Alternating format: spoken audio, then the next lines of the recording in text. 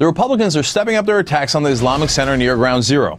We see this every August. Last summer, it was the Tea Party is ambushing town hall meetings and saying health care reform was a Democratic plot to kill grandma. This summer, it's the Mosque, trying to exploit 9/11 ahead of the midterms, while ginning up fears about Muslim Americans. On Fox News last night, Sarah Palin said building the center would be like stabbing Americans in the heart. He just doesn't get it, that this is an insensitive move on the part of those Muslims who want to build that mosque in this location that feels like a stab in the heart of collectively Americans who still have that lingering pain from 9/11. When have you ever heard a Democratic politician make a comment like that? Can you imagine what Fox News would have done if any Democrat had said that President Bush was stabbing Americans in the heart? This is like the Nazi comparisons from the last couple of days.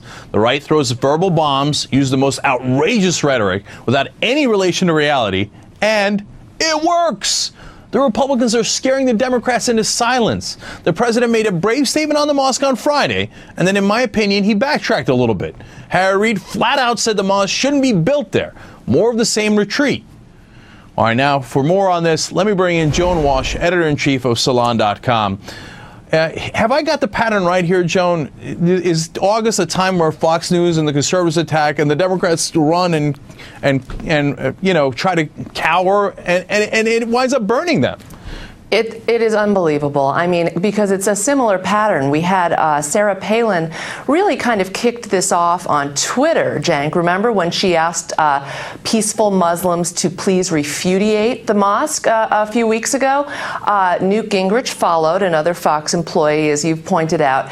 And it was Sarah Palin who brought us the death panels, and the Democrats were slow to respond to that. The only good thing about the death panels was Democrats, when they finally got it together, were passionate in repudiating and refuting, I've got those words straight, Sarah Palin's remarks and her idiocy. This time around, as you said, some of them at least seem to be falling for it.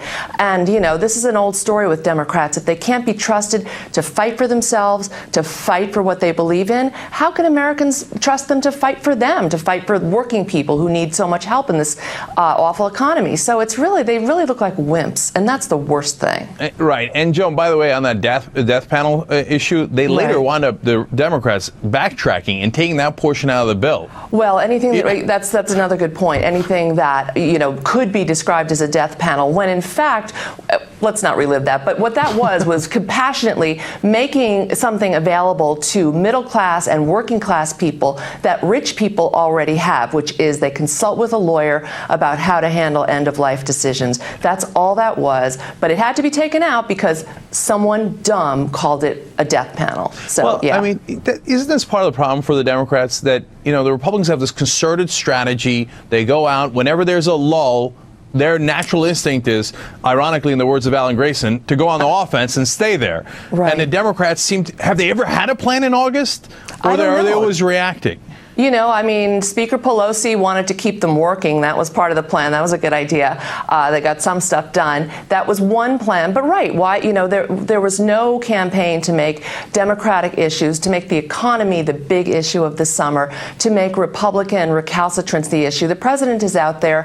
I like, you know, the party of no idea, but he's doing it. It's a little late, and he's just not being combative enough. And maybe people think the president shouldn't be the one, but somebody's got to step up and be the leader. Somebody's got to set the tone here, and they are on their heels constantly, and it's Joan, too bad. Are we being a little unfair, though? I know the president has the bully pulpit, so he has a huge advantage there, but they don't have this enormous media organization like Fox News that feeds them, all right, this is how you attack. Right. I'm going to put everybody on air who does that kind of attack, and we're going to repeat until the whole media is talking about it. The Democrats don't have anything like that. So are they at a structural disadvantage?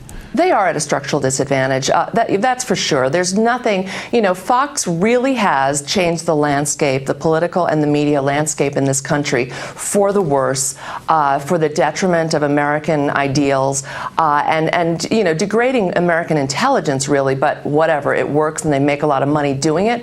There's nothing on the Democratic side. And in fact, you know, the White House has been frustrated with that. Those of us who support the president, but who find things to criticize, were chided last week as the professional left for not following the party line. But we don't see that as our role. We're journalists, and we see ourselves as people who are telling the truth about issues, even when it hurts our side or people we respect and admire, because that's the job. That's not the job over at Fox. It never has been, and it creates a difference in messaging for sure. Absolutely. Thank you, Joan. We appreciate you joining us.